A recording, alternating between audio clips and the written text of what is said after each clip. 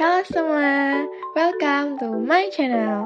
Sebelumnya, perkenalkan aku Kotrunada dari program studi Pendidikan Sosiologi UNY. Pada kesempatan kali ini, aku akan memberi informasi kepada kalian mengenai kota kelahiranku dalam video berjudul Profil Kabupaten Cilacap dengan tujuan untuk memenuhi tugas UTS mata kuliah Dinamika Desa dan Kota. Nah, untuk yang pertama ada bahasan mengenai sejarah kelahiran kota Cilacap. Sejarah terbentuknya Kabupaten Cilacap terbagi menjadi dua masa, yaitu zaman kuno atau pada zaman kerajaan dan zaman kolonialisme pada masa penjajahan Belanda. Nah, untuk penelusuran sejarah berdirinya Kabupaten Cilacap tidak bisa lepas dari sejarah pada zaman kerajaan hingga masa pemerintah kolonial Belanda di Jawa. Namun, karena terbatasnya sumber pustaka, pada pembahasan kali ini hanya dibatasi berangkat dari lingkup masa kejayaan Kadipaten Dayahluhur.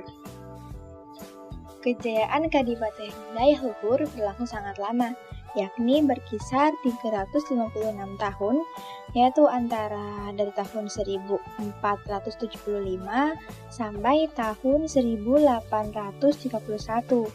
Akhir dari kejayaan Kadipaten Dayahluhur tersebut karena dibubarkan oleh pemerintah Belanda. Nah, alasan dibubarkan pun tidak lain karena dianggap membantu pasukan Pangeran Diponegoro dalam melawan penjajah Belanda kala itu. Akhirnya, Kadipaten Dayahluhur dimasukkan menjadi bagian dari Kadipaten Banyumas. Kala itu, sekitar tahun 1838 Masehi, Raden Tumenggung Cakrawardana I, Bupati Kasepuhan Banyumas, berencana membuka hutan donan untuk dijadikan sebagai pemukiman rakyat. Ia kemudian mengutus putranya, Raden B. Cakradimeja, dengan ditemani oleh seorang sesepuh Kadipaten Banyumas, yakni Kiai Singawedana yang memiliki kesaktian tinggi guna menjaga sang putra bupati. Tidak hanya ditemani oleh Kiai Singawedana, tetapi Raden B. Cakradimeja juga ditemani oleh Ki Singayuda dan Ki Dipayuda. Nah, rombongan tersebut kemudian berangkat pada pagi hari dari pendopo Kabupaten Banyumas menuju kawasan pesisir selatan, letak di mana kawasan hutan donan berada. Ketika sampai di Teluk Panyu, mereka mengambil waktu untuk istirahat sembari memikirkan cara untuk menebang hutan donan yang terkenal sangat lebat dan menyeramkan. Nah, rencana atau strategi yang sempat terpikirkan tadi ialah bahwa penebangan hutan donan nantinya akan dibantu oleh warga setempat serta meminta izin terlebih dahulu kepada sesepuh yang menjadi juru kunci kawasan hutan donan karena mengingat bahwa hutan tersebut sangat berbahaya dan angker. Banyak makhluk halus yang senang mengganggu manusia. Lantas, sesepuh tersebut menyarankan supaya Raden B. Cakradimeja beserta rombongan untuk bertapa terlebih dahulu di Gua Nagaraja.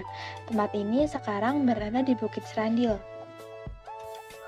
Lalu, sesampainya di Gua Nagaraja, Raden B. Cakradimeja dan Kiai Singawedana melangsungkan ritual bertapanya. Sedangkan Kiai Singayuda dan Kiai Dipayuda bertugas untuk menjaga di luar goa.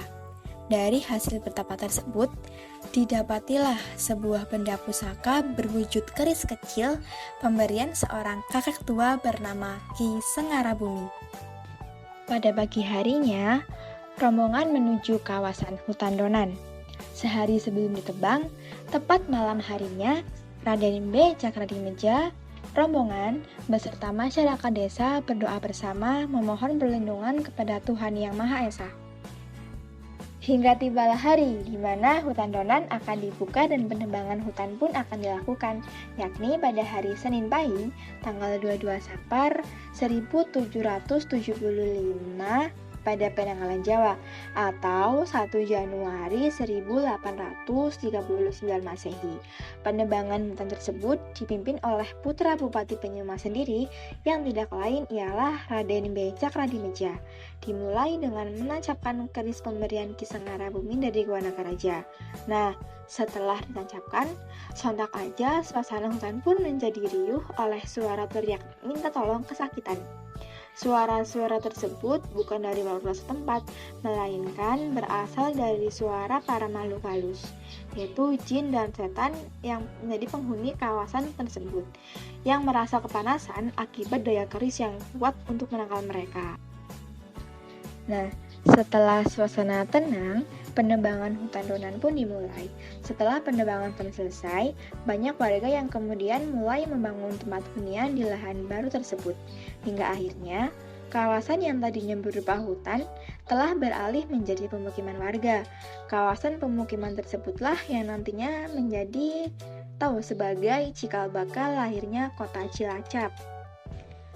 Lambat laun, kawasan hutan donan yang telah menjelma menjadi daerah pemukiman kian berkembang karena potensialnya yang menjadikan kawasan pesisir selatan tersebut dilirik oleh pihak Kompeni Belanda. Hingga pada masa Residen Banyumas ke-9, pemerintah Belanda mengajukan usul pembentukan Kadipaten Cilacap kepada Menteri Hindia Belanda. Usul tersebut pun kemudian disetujui oleh Raja Belanda dalam Kabinet Sri Sivan tanggal 29 Desember 1855 dan Surat Rahasia Menteri Kolonial tanggal 5 Januari 1856 nomor 7/A yang disampaikan kepada Gubernur Hindia Belanda. Setelah menerima surat rahasia Menteri Kolonial tersebut, pemerintah Hindia Belanda dengan Beslut Gubernur Jenderal tanggal 21 Maret 1856 nomor 21 yang menetapkan bahwa Ouder Regenskap Cilacap atau Kadipaten Cilacap ditingkatkan menjadi Regenskap atau Kabupaten Cilacap.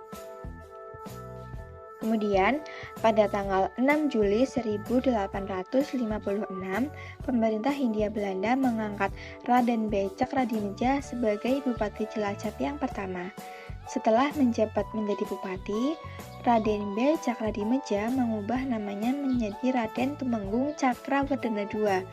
Nah, nama tersebut diambil menggunakan nama ayahnya. Raden Tumenggung Cakrawardana II memerintah Kabupaten Cilacap sejak tanggal 6 Juli 1856 hingga 1 Januari 1873. Dalam artian, beliau ini menjabat sebagai Bupati Cilacap selama 17 tahun. Nah, itu teman-teman sekilas mengenai sejarah singkat Kabupaten Cilacap yang pada awalnya hanyalah sebuah hutan yang sangat lebat, terkenal angker dan menyeramkan hingga dibuka oleh anak Bupati Banyumas yang kemudian menjadi pemukiman, lalu karena potensialnya dilirik oleh pihak Belanda dan kemudian semakin berkembang hingga saat ini menjadi Kabupaten Cilacap. Lanjut ke pembahasan kita yang kedua, yaitu karakteristik masyarakat kota Cilacap. Secara keseluruhan, masyarakat di kota Cilacap bersifat heterogen. Dalam hal ini, kondisi geografis kota Cilacaplah sepertinya yang lebih mempengaruhi penyebab keberagaman masyarakatnya.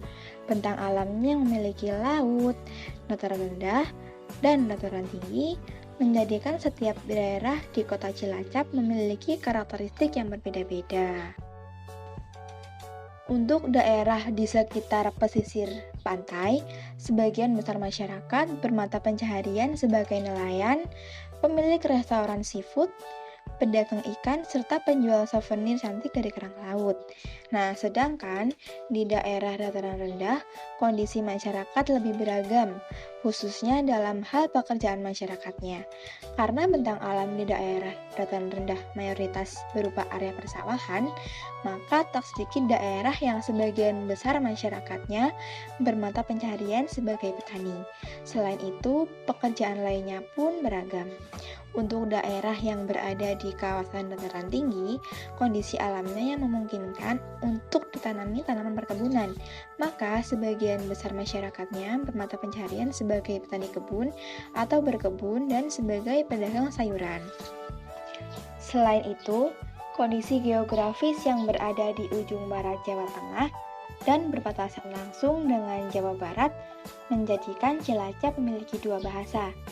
Wilayah Kabupaten Cilacap sebelah barat dan utara berbatasan langsung dengan Kabupaten Ciamis, Kota Banjar, dan Kabupaten Kuningan yang merupakan wilayah dengan memakai bahasa Sunda.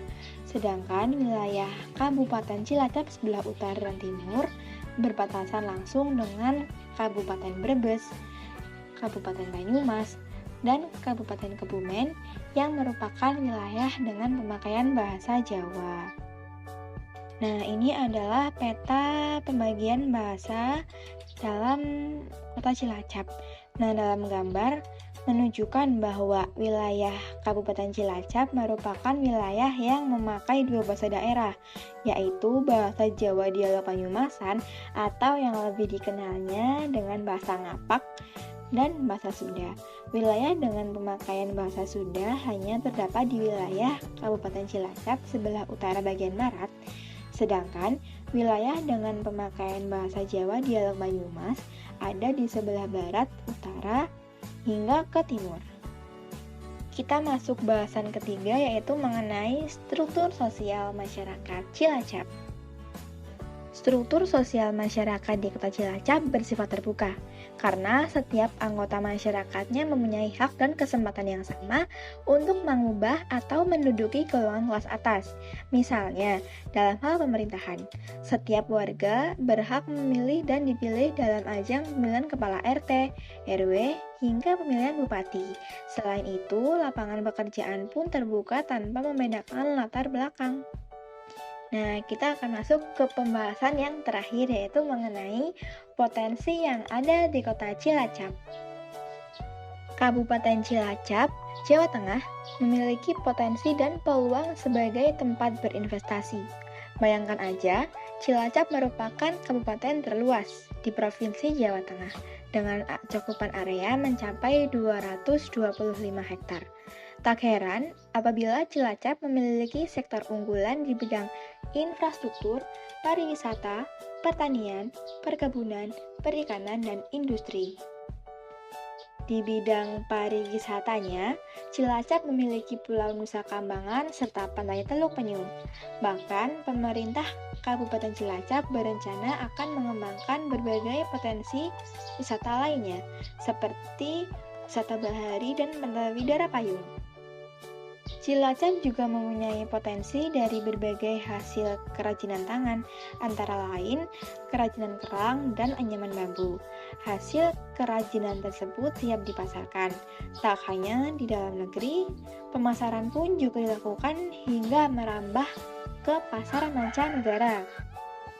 Selain itu, wilayah pesisir Cilacap memiliki beberapa potensi sumber daya alam yang beragam, seperti sumber daya mineral, air tanah, perikanan laut, wisata alam, dan lain-lain. Sumber daya mineral di kawasan pesisir Kabupaten Cilacap adalah pasir besi yang diusahakan PT Antam. Bahan galian golongan C meliputi tanah liat lempung, batu gamping, andesit, dan bentonit. Nah, di kawasan Cilacap pun terdapat air tanah dangkal cukup potensial dan memiliki mutu air cukup baik. Air tanah ini terdapat pada endapan pematang pantai lama dan endapan Sungai Purba daerah Sultan Maos, Karangkemiri, dan bagian timur Adipala. Sedangkan air tanah dalam yang cukup baik dijumpai di bagian timur aliran Kali Serayu yang merupakan depresi terdalam dari tikungan air tanah di Cilacap. Yeay, tidak terasa sudah sampai di ujung pembahasan nih teman-teman. Semoga apa yang sudah dibahas tadi mengenai profil Kabupaten Cilacap dari topik sejarah kelahiran, karakteristik masyarakat, struktur sosial masyarakat, hingga potensi yang ada di Cilacap dapat menambah wawasan kita semua. Semoga bermanfaat ya. Akhir kata, terima kasih sudah menonton dan sampai jumpa. See you guys!